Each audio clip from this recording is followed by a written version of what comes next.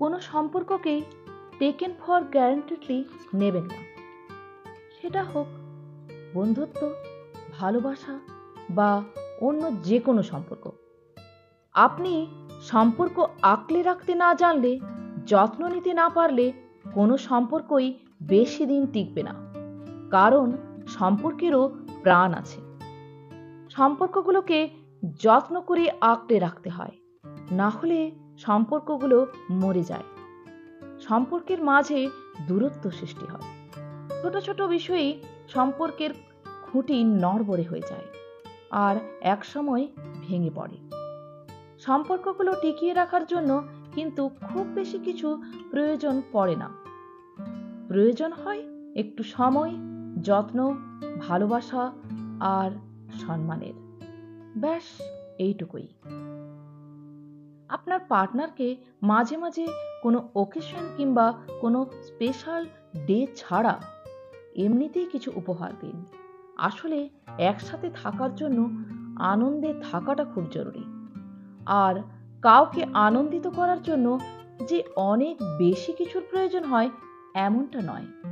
প্রয়োজন হয় শুধু একটুখানি ইচ্ছের, গুরুত্বের, যত্নের আর ভালোবাসার।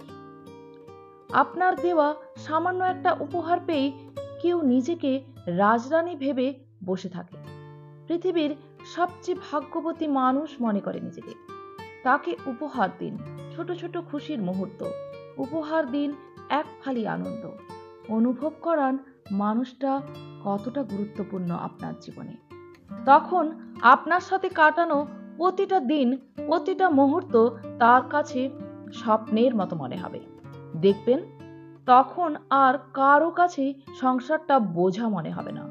সংসারটা হবে আনন্দের, সুখের। স্ত্রীকে কখনো ব্যস্ততা দেখাতে নেই। শত ব্যস্ততা কিংবা কাজের চাপে কখনো স্ত্রীকে আপনার মূল্যবান সময় থেকে বঞ্চিত করবেন না। এ ভারী অন্যায়। অফিসে কিংবা কাজের যতই চাপ থাকুক না কেন, অন্তত তার কলটা রিজেক্ট করার আগে একবার ভেবে নিন মানুষটা আপনার খোঁজ নিতেই কল করেছে। বিয়ের পরবর্তী সময়ে কোনো দম্পতি মনে হয় না দীর্ঘক্ষণ কথা বলে। একটা মানুষের খোঁজ নিতে খুব একটা কাজের ব্যাঘাত ঘটে বলে আমার মনে হয় না। কর্মব্যস্ততার অজুহাতে আপনার সঙ্গী কিংবা সহধর্মিণীকে যে ব্যস্ততা দেখাচ্ছেন তাও কিন্তু এক প্রকার অবহেলা। একটা ব্যাপার খেয়াল করে দেখবেন, যেদিন ভোরে ঘুম থেকে উঠেই সঙ্গীর সাথে ভালো আচরণ করবেন, সেদিন সারাটা দিন আপনাদের দুজনেরই ভালো দিন অতিবাহিত হবে।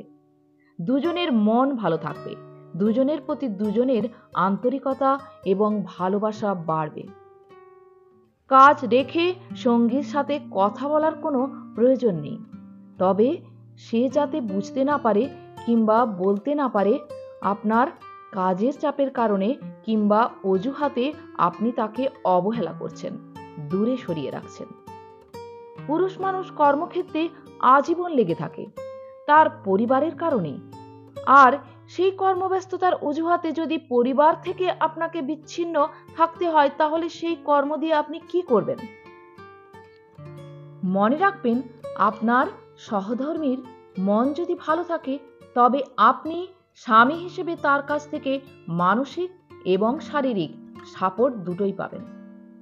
আর কর্মব্যস্ততার অজুহাতে কিংবা কাজের চাপের কারণে তাকে যদি মানসিক অশান্তিতে রাখেন তবে সে আপনাকে কস্মিন কালেও মানসিক কিংবা শারীরিক সাপোর্ট দিতে পারবে না।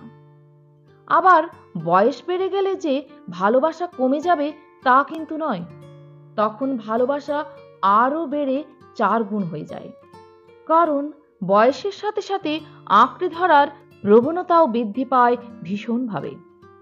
বৃদ্ধ বয়সে ভালোবাসা দেখলে আমরা যাদের কটূক্তি করে বলে উঠি, দেখো বুড়ো বয়সে ভীমরতি, আসলে তারাই জানে আঁকড়ে রাখতে, ভালোবাসা দিয়ে পথ চলতে চলতে মৃত্যুর সীমান্ত অতিক্রম করতে। ধন্যবাদ।